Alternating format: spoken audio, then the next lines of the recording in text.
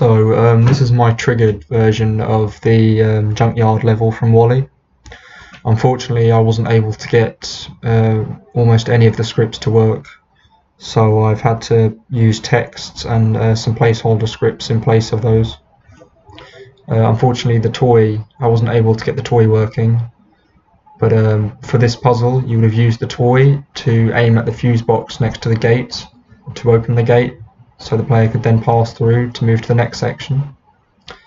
And in this puzzle, the player will push and pull these blocks that represent cars to release the yellow electricity block in the middle, to then take over to the generator, like so,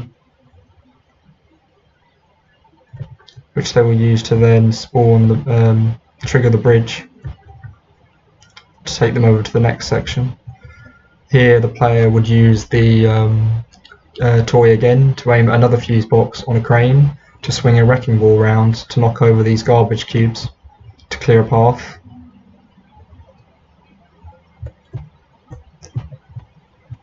So just using that there to represent what would happen.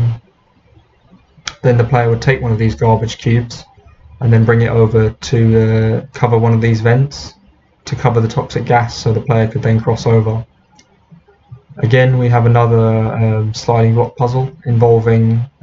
what would be rusty cars to release another electricity block, but this time to power up an elevator to bring them up to the upper part of the level.